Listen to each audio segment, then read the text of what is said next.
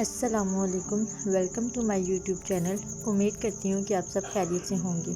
मैं भी अल्लाह का शुक्र बिल्कुल ठीक। तो जी आज हम साबित मसर बना रहे हैं, वो भी एक नई रेसिपी के साथ। ये बॉयल चावल के साथ बहुत अच्छे लगते हैं और स्पेशली सुबह नाश्ते में पराठे के साथ तो और भी ज़्यादा अच्छे लगते हैं। तो उम्मीद करती हूँ कि आपको रेसिपी पसंद आएगी। तो चलिए जी स्टार्ट करते हैं।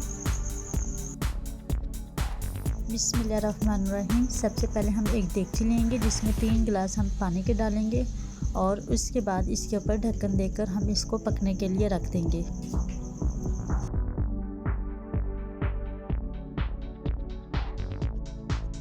तकरीबन 5 मिनट बाद हम चेक करेंगे तो पानी हमारा गर्म हो चुका है। अब हम इसमें एक कटा हुआ प्याज और साबित हम लहसुन ऐड कर देंगे। उसका हम पेस्ट नहीं बनाएंगे, ना ही उसको कट करके बीच में डालेंगे, बल्कि साबित ही डाल देंगे। अब हम 1 टीस्पून सूख मिर्च ऐड करेंगे, 1 टीस्पून खुश्क धनिया, हाफ टी स्पून हल्दी और 1 टीस्पून सॉल्ट यानी कि नमक।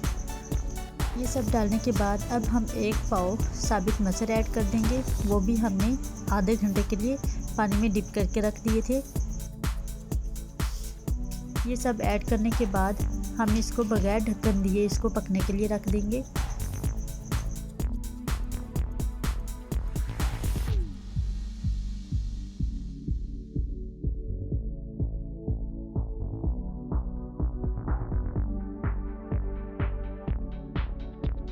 तो जैसे कि आप देख रहे हैं मसर हमारे पक रहे हैं। हम एक दफ़ा इसको चेक कर लेंगे कि मसर पक चुके हैं, बॉईल हो चुके हैं या नहीं।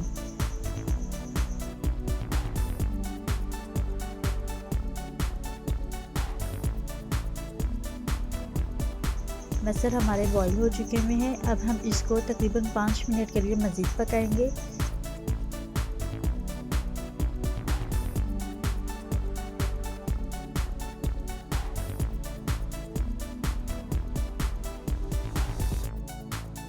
तकरीबन 5 मिनट हो गए हैं। अब हम इसको चूल्हे से उतार लेंगे और एक फ्राई पैन लेंगे जिसमें हम हाफ कप ऑयल ले लेंगे सरसों का और उसको अच्छे से गर्म कर लेंगे। गरम करने के बाद हम इसमें एक कटा हुआ प्याज और 3-4 जोए लहसुन के साबित डाल देंगे और जो प्याज है उसको हम सर्कल में काटेंगे। काट के इसको हल्का सा गरम करेंगे।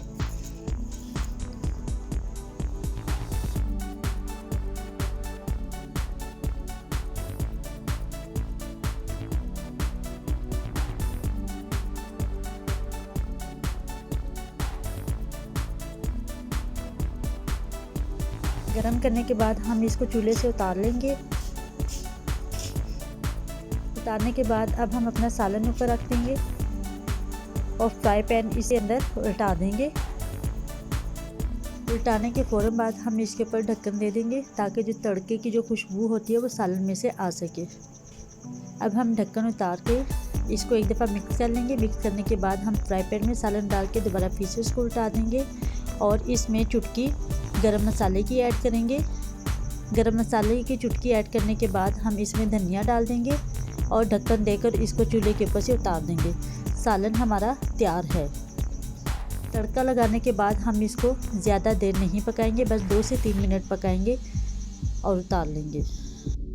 तो ये थी हमारी आज की रेसिपी।